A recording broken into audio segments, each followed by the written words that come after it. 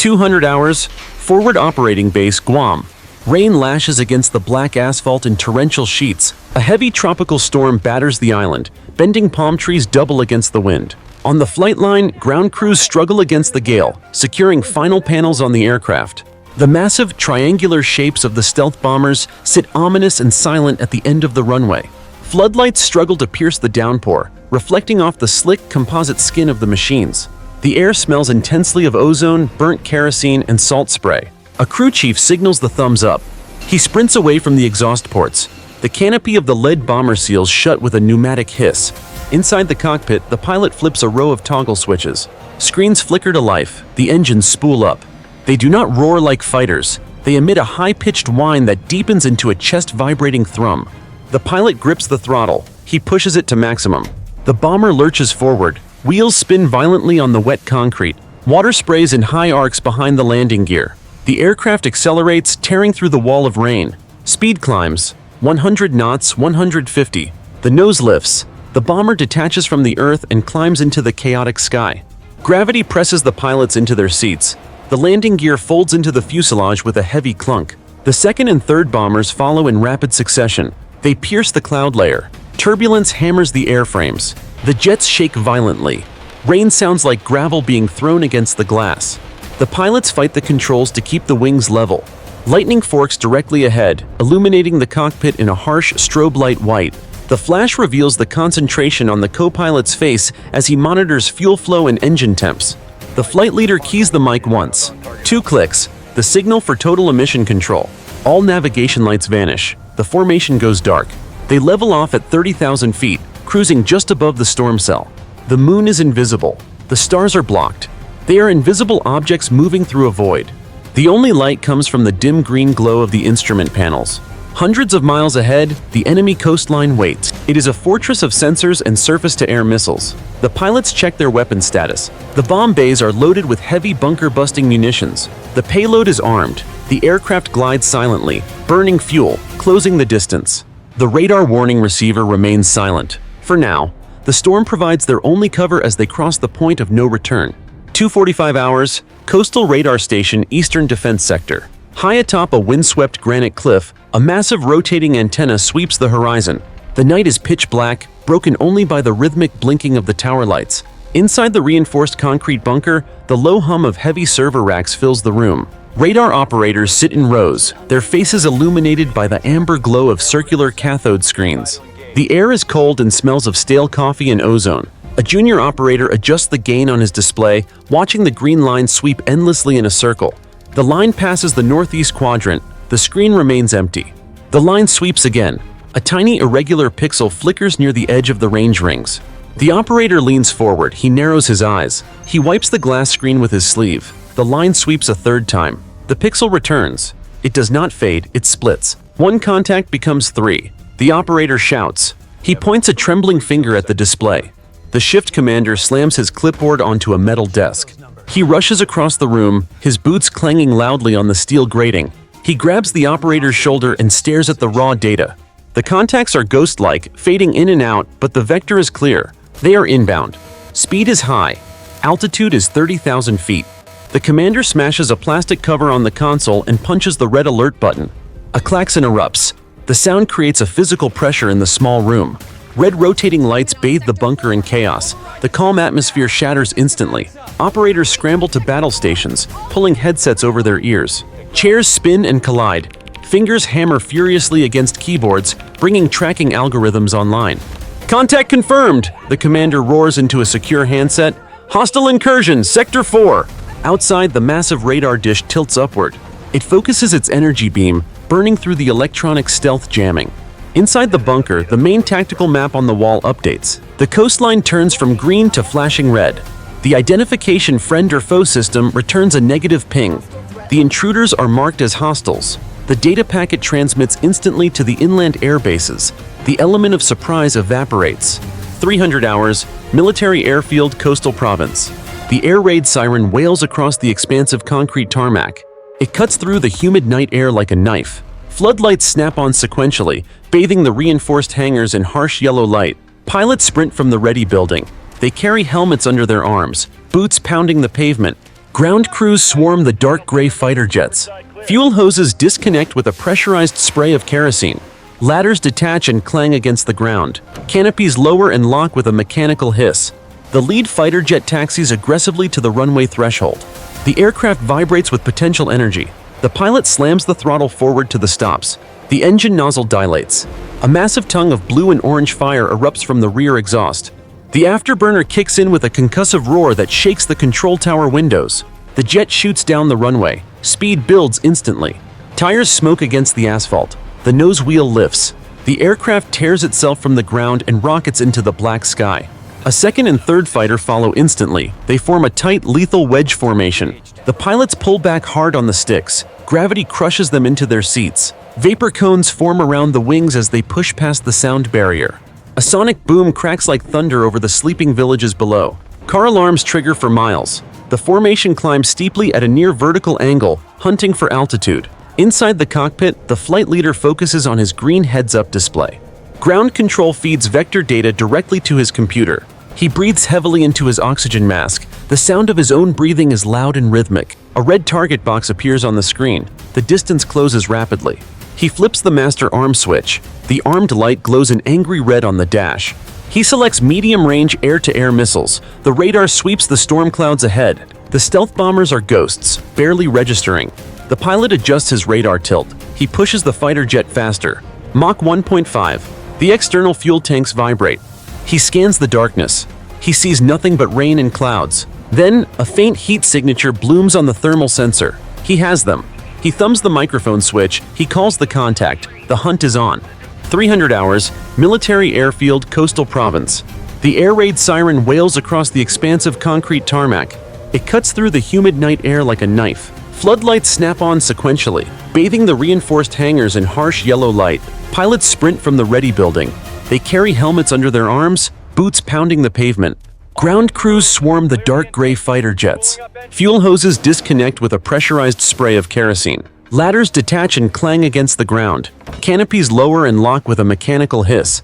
The lead fighter jet taxis aggressively to the runway threshold. The aircraft vibrates with potential energy. The pilot slams the throttle forward to the stops. The engine nozzle dilates. A massive tongue of blue and orange fire erupts from the rear exhaust. The afterburner kicks in with a concussive roar that shakes the control tower windows.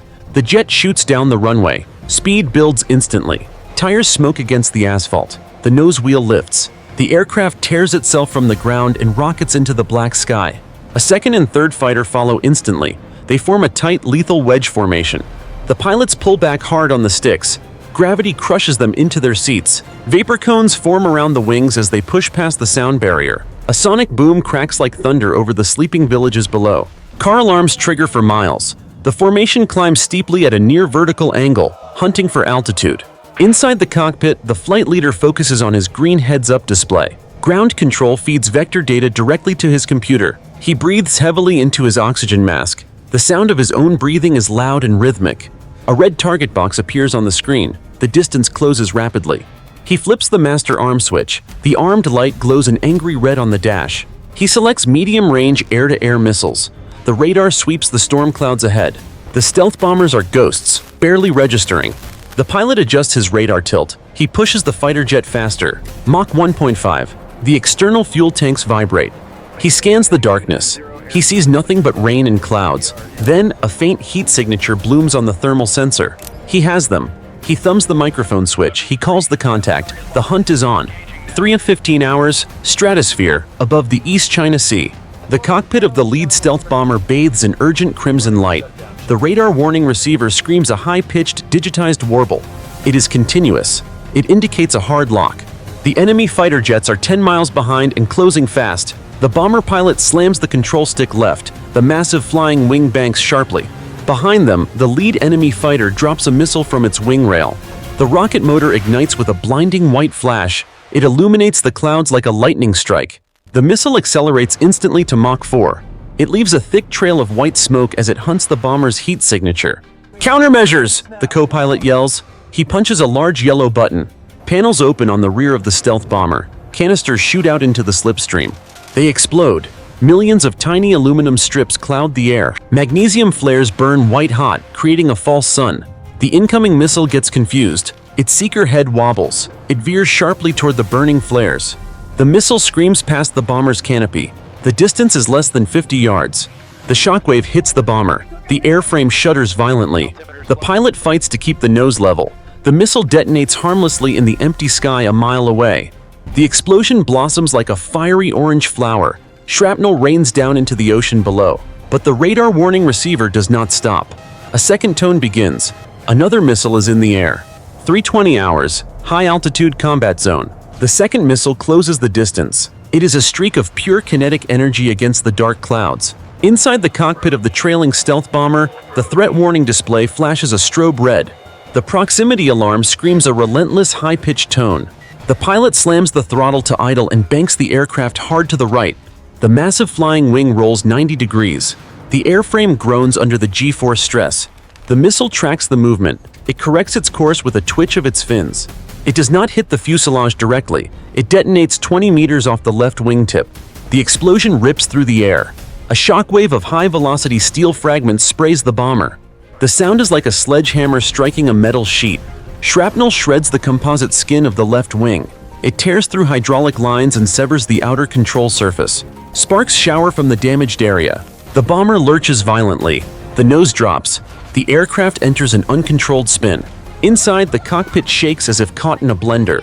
Warning lights illuminate the entire panel in amber and red. Hydraulic failure flashes on the main screen. The stick vibrates uncontrollably in the pilot's hand. He grips it with white knuckles. He stomps on the right rudder pedal. He fights the machine. "Stabilizer gone! We are losing pressure, though!" The co-pilot yells over the roar of the slipstream. The pilot wrestles the aircraft out of the spin. The wings level out, but the bomber shudders constantly. Thick black smoke pours from the left wing, trailing behind them like a dark ribbon. The stealth coating is compromised. The radar cross-section blooms on the enemy screens. They are no longer a ghost. They are a bleeding target. 3:30 hours, enemy coastline integrated air defense zone. The damaged stealth bomber limps across the shoreline, trailing smoke. Below, the landscape is a blackout zone. Cities and ports are dark. The only illumination comes from the storm lightning flickering against the heavy clouds. The formation drops altitude. They hug the jagged terrain, flying dangerously close to the mountain peaks to mask their approach. The air turbulence is violent at this low level. The massive wings flex and groan under the strain. Suddenly, the valley floor lights up. A battery of heavy surface-to-air missiles activates. 6 blinding columns of fire erupt from the forest canopy. The launch noise is a continuous, deafening roar that rolls across the landscape. The missiles are the size of telephone poles. They accelerate vertically, burning solid fuel, climbing to intercept speed in seconds. They turn the night into a blinding white day. The smoke trails thick and gray, scribbling death across the sky. "Launch detected! Multiple vampires, 6 o'clock low!" the defensive officer screams over the intercom. The lead bomber pilot shoves the throttle forward. He pushes the stick forward. The nose dips. The aircraft dives toward the deck. The altimeter unwinds frantically. 2,000 feet. 1,500. The ground rushes up. Trees and power lines become visible blurs. The proximity alarm blares a steady, panic-inducing tone. The surface missiles arc over. They dive to follow the bombers. Their rocket motors burn out, and they glide at hypersonic speeds, hunting the radar reflection. The lead missile detonates 500 yards behind the damaged bomber. The blast wave hits the tail section. The aircraft bucks like a kicked horse. The pilot slams his helmet against the canopy glass. Electronic jammers scream on full power. The bombers release a cloud of towed decoys. The remaining missiles get confused by the ground clutter and the electronic noise. One slams into a mountain ridge. The explosion shears the top off the peak, sending an avalanche of rock and burning trees cascading down the slope. Another missile spins out of control and self-destructs in a massive airburst. The formation punches through the wall of fire. The target lies dead ahead. 3:35 hours, Strategic Naval Shipyard, Deepwater Harbor. The massive industrial complex sprawls along the river mouth. Giant gantry cranes loom over the water like skeletal sentinels. In the dry docks, 2 unfinished aircraft carriers sit surrounded by scaffolding. Destroyers and frigates moor in tight rows along the concrete piers. Security lights cast a sickly orange glow over the wet steel. The facility is waking up. Sirens wail in the distance. Anti-aircraft guns on the perimeter begin to traverse, searching the clouds. The lead bomber levels off at 15,000 feet. The pilot fights the crosswind. He watches the digital targeting line on his display. It intersects the center of the main fuel depot. The reticle turns from red to solid green. Doors open, the co-pilot states flatly. Beneath the fuselage, hydraulic actuators whine. The smooth skin of the bomber's belly splits apart. The bomb bay doors retract. The wind roar inside the cavity is deafening. The internal rotary launcher unlocks. The pilot depresses the pickle button on the stick. Heavy bunker-busting munitions drop free from the racks. They fall into the slipstream. They tumble for a heartbeat. Then, spring-loaded tail fins snap open with a metallic clack. The bombs catch the air. They stabilize instantly. They nose over, pointing straight down at the unsuspecting docks. The bomber jolts upward, relieved of the massive weight. The bay doors cycle shut. The payload screams toward the earth, invisible heavy steel darts piercing the rain. 3:36 hours, enemy naval facility ground zero. Rain pools on the oil-stained concrete of the wharf. A lone dock worker pauses near a stack of crates. He hears a whistling sound. It starts low, then builds to a terrifying shriek.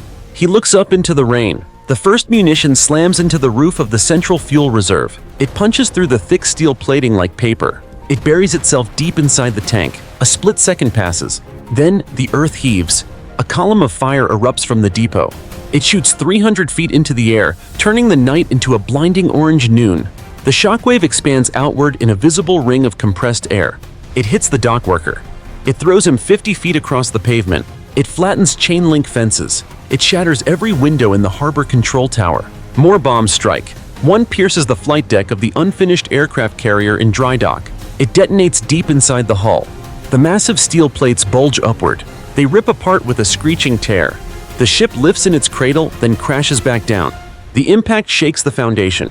Scaffolding collapses. Tons of twisted metal rain down, burying the dry dock floor.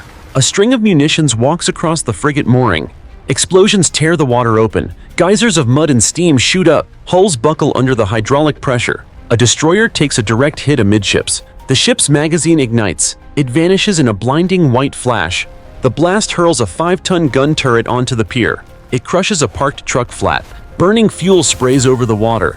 It floats on the surface, spreading rapidly. The harbor turns into a lake of fire. Thick, oily black smoke chokes the sky, mixing with the steam. Klaxons scream from the surviving ships. Sailors stumble onto the burning decks, dragging fire hoses. They slip on oil and blood. The heat is intense enough to blister skin from 100 yards away. 3:40 hours, retreat vector 10 miles off the coast. The glow of the burning shipyard fades in the distance, but the sky remains illuminated by the fires below.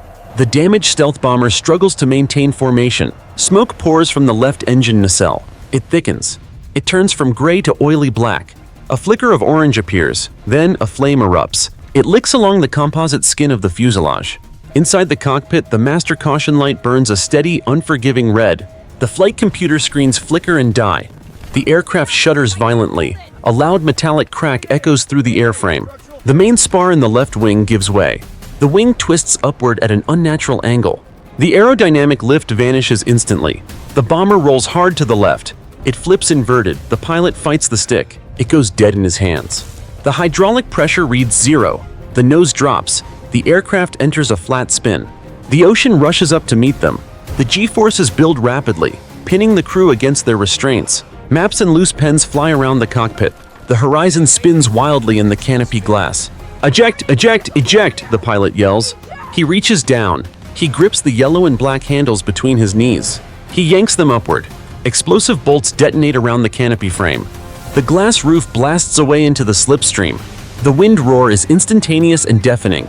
It screams into the cockpit at 400 knots. Rocket motors under the ejection seats ignite. A column of fire shoots the pilots out of the dying plane. The sudden acceleration hits them with 14 Gs. Their spines compress. They blast clear of the tail section. The slipstream hits them like a concrete wall, flailing their limbs. Below them, the abandoned bomber completes its death spiral. It slams into the dark ocean. The impact obliterates the airframe. A massive geyser of white water and burning fuel shoots 200 feet into the air. High above, drogue chutes deploy with a snap. The main canopies inflate. The pilots swing like pendulums in the darkness. They drift silently toward the cold black swells of the sea. 400 hours, open ocean, international airspace. The two surviving stealth bombers push their engines to the thermal limit. They cross the invisible line of the air defense zone. Behind them, the enemy fighter jets run low on fuel. The pursuers bank sharply, their afterburners winking out as they turn back toward the coast. The bombers are alone again. They vanish into the cloud layer, ghosting toward the tanker rendezvous point. 50 miles south in the black water, the downed pilot bobs in the heavy swell. His survival raft inflates with a hiss. Rain lashes his face. He shivers violently from the cold shock. He fumbles with his vest. He snaps a chemical light stick. A bright green glow cracks the darkness. He activates the distress beacon. It pulses a silent radio scream to the sky. A low thumping sound builds in the distance. It grows into a rhythmic roar. The wind picks up. The water around the raft churns into white foam. A rescue helicopter emerges from the storm. Its rotors beat the air, flattening the waves. A massive spotlight cuts through the gloom, blinding the pilot. The aircraft hovers just 10 feet above the capsizing crests. The side door slides open. 2 rescue swimmers jump. They hit the water. They cut through the waves with powerful strokes. They reach the raft. One swimmer grabs the pilot's harness. He gives a thumbs up to the hoist operator above. "Hooked up, clear!" The swimmer yells over the rotor wash. The steel cable pulls taut. The winch motor whines. The pilot lifts from the water. He dangles in the air, dripping seawater. The helicopter crew drags him onto the metal deck. They wrap him in thermal blankets. The second pilot is already on board, coughing up salt water. The helicopter tilts its nose down. It accelerates away, climbing fast. Through the rear ramp, the horizon is visible. A faint orange glow pulses on the skyline miles away. The enemy shipyard is still burning. The fires rage, marking the mission complete.